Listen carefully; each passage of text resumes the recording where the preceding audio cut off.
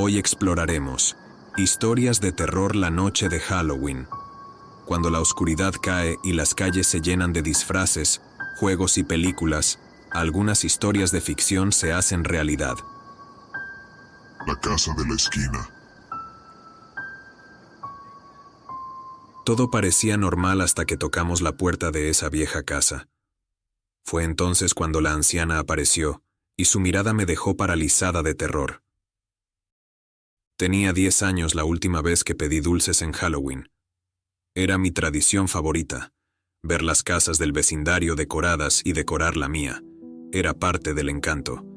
Aunque esa noche fue la última vez que lo hice. Recuerdo que fui con Jorge, mi mejor amigo. Vivíamos en un barrio tranquilo, pero había una casa al final de la calle que siempre evitábamos. Se decía que estaba vacía hace años, pero esa noche, la puerta estaba entreabierta y había una luz tenue saliendo del interior. Jorge insistió en que alguien tenía que vivir ahí si la luz estaba encendida. Yo no quería ir, pero al final me convenció. Nos acercamos a la puerta con las bolsas llenas de dulces y con cierto nerviosismo gritamos, «Dulce o truco». Ningún sonido respondió desde el interior. Jorge, siendo más valiente que yo, empujó la puerta un poco más y nos asomamos. La sala estaba vacía, con una penumbra espesa que apenas dejaba entrever los muebles cubiertos de polvo y telas de araña. Era claro que nadie vivía ahí. Pero entonces, escuchamos unos pasos lentos, arrastrándose, viniendo de lo que parecía ser el pasillo. Estábamos parados en medio de la sala. Todo se veía antiguo y olvidado. Yo quería irme. Estaba segura de que algo no estaba bien. Pero antes de que pudiera decirle a Jorge que nos fuéramos, la vimos. Una anciana salió del pasillo. Era alta, encorvada, y llevaba un vestido gris, sucio y desgastado. El cabello blanco le colgaba en mechones sobre el rostro. Sus ojos eran oscuros, vacíos, y no transmitían ninguna expresión. Pero lo que más me aterró fue la manera en que su boca se torció en una sonrisa escalofriante. Y su piel era tan pálida que parecía casi transparente. Mientras Jorge y yo la mirábamos inmóviles, su mano temblorosa salió de entre las sombras y nos mostró un puñado de caramelos envueltos en papeles antiguos. ¿Dulces?, preguntó con una voz rasposa que sonaba como hojas secas al crujir. Jorge, siempre el más atrevido, extendió su mano hacia los dulces, pero yo lo agarré del brazo y lo detuve. Algo no estaba bien. Aquella mujer no se movía como alguien vivo. Cada movimiento parecía hecho con mucho esfuerzo, como si le pesara demasiado moverse. Retrocedí un paso, pero Jorge, ignorando mi miedo, se soltó de mi mano y avanzó. Justo cuando iba a tomar uno de los caramelos, la anciana soltó un gruñido bajo y áspero, y en un parpadeo, su rostro cambió. Sus labios se abrieron de una forma imposible, dejando ver una fila de dientes amarillentos y puntiagudos, en lo que parecía un grito. Sus ojos, antes vacíos, ahora brillaban con una maldad antinatural. Yo lo vi claramente, pero Jorge parecía hipnotizado. No podía dejarlo ahí. Volví a tomarlo del brazo y tiré de él. En ese momento, reaccionó. Nos giramos y empezamos a correr hacia la puerta, pero el sonido de los pasos de la anciana nos seguía, más rápidos de lo que alguien de su edad o condición debería poder moverse. Volteé mi cabeza solo un segundo para ver si seguía detrás, y ahí estaba, flotando a pocos centímetros del suelo. Su vestido se ondeaba como si el viento lo empujara. Ese gesto en su rostro seguía ahí, distorsionado, burlándose de nosotros. Salimos de la casa como pudimos, y mientras corríamos por la calle, escuchábamos el eco de su voz en nuestras cabezas, repitiendo esa palabra, dulces, pero de una manera que no sonaba humana. Corrimos sin parar hasta llegar a nuestras casas. Ninguno dijo ni una palabra en todo el camino. Al día siguiente, le pregunté si recordaba lo que había pasado.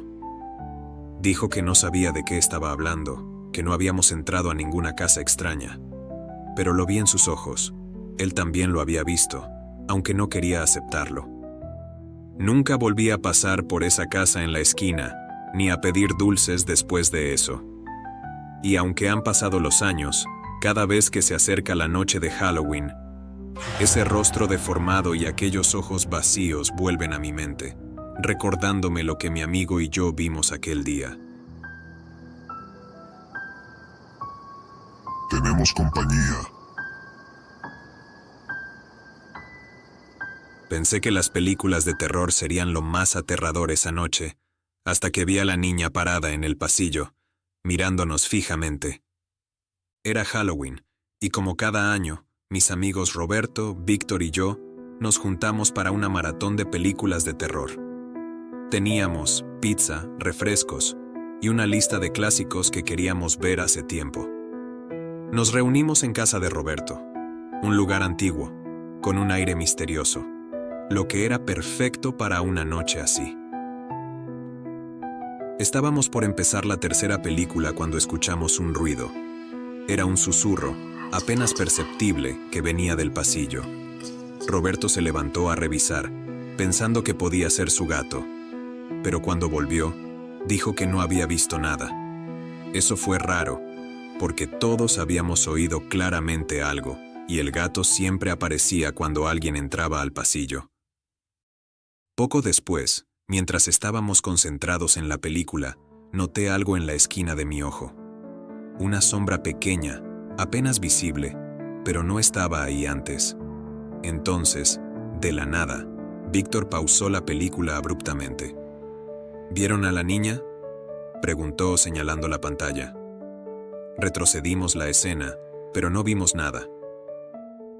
Seguimos viendo la película, pero la incomodidad se apoderó de la sala. Todos sentíamos una presencia, y esa sensación de que no estábamos solos. Roberto estaba tenso, y cada vez que alguno de nosotros se movía o hacía ruido, todos saltábamos.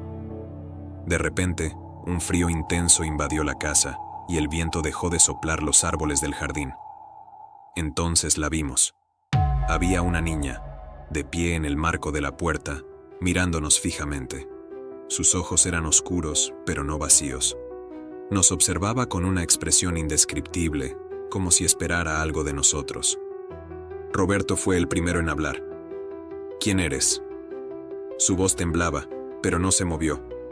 La niña no respondió, solo inclinó la cabeza ligeramente hacia un lado.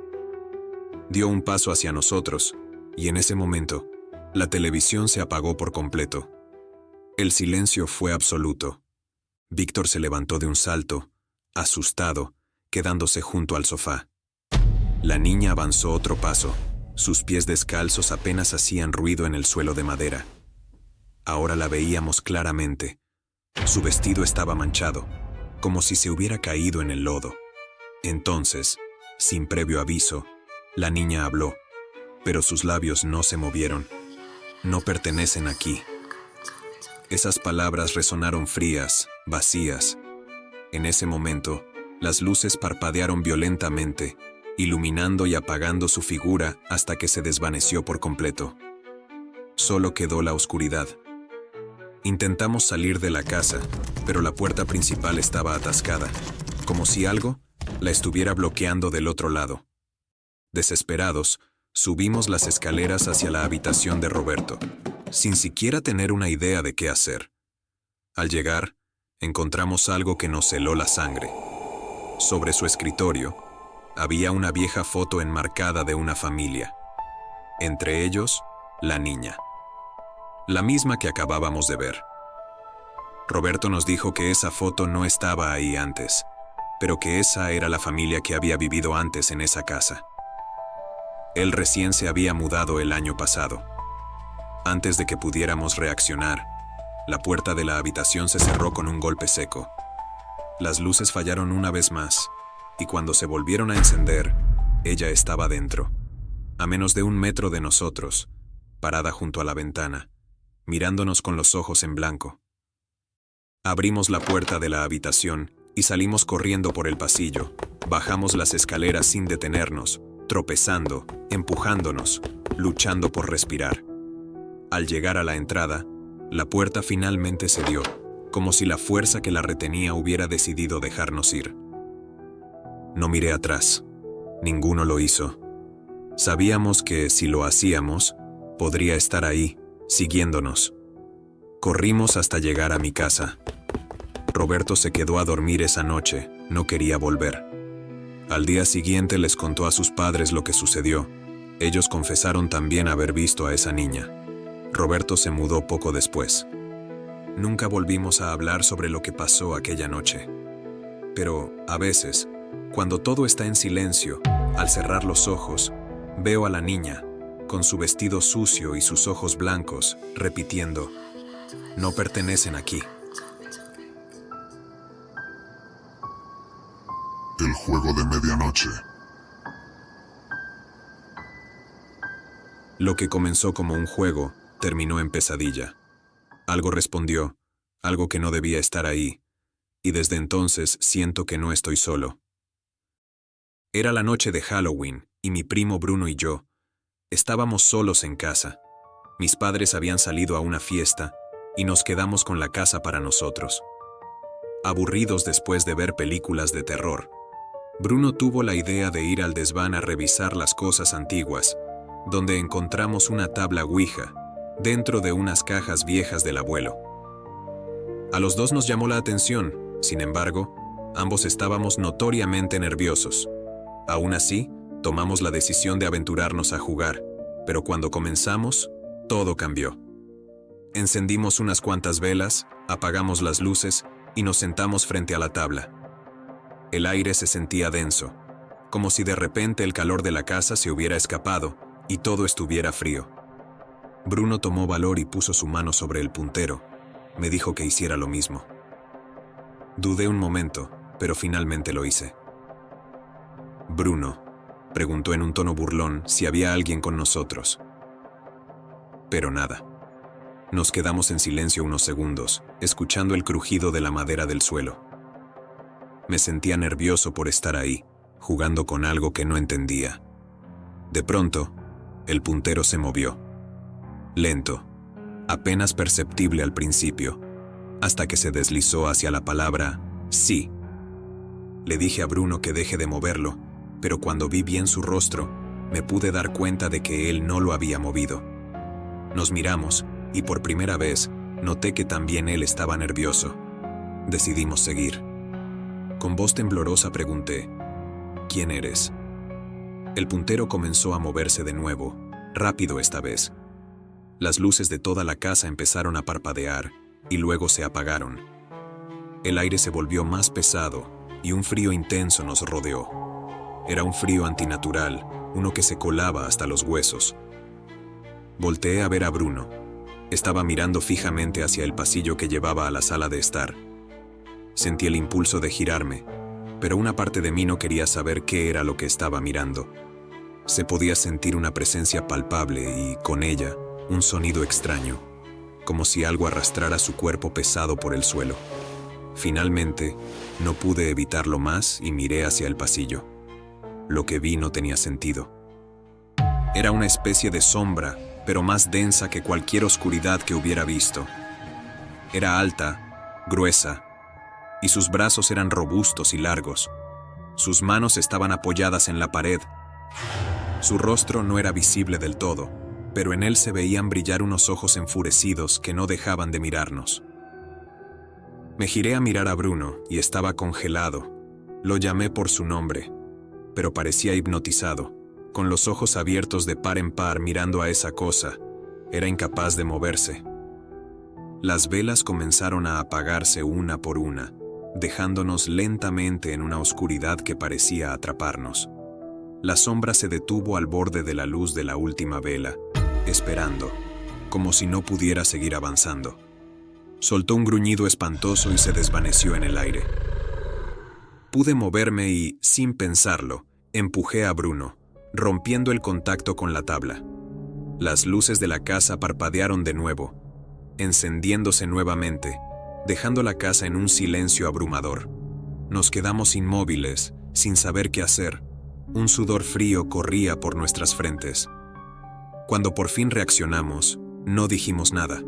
Solo apagamos la vela y metimos la tabla en una caja que luego enterramos en el jardín.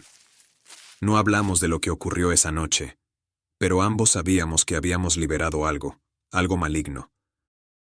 Cuando mis padres llegaron, estábamos en la sala con la televisión encendida, pero cada uno estaba en su mundo. Nos fuimos a dormir, sin decir ni una palabra. Esa misma madrugada, mientras intentaba dormir, escuché rasguños en la puerta de mi habitación. Eran suaves, como si algo del otro lado estuviera probando si podía entrar.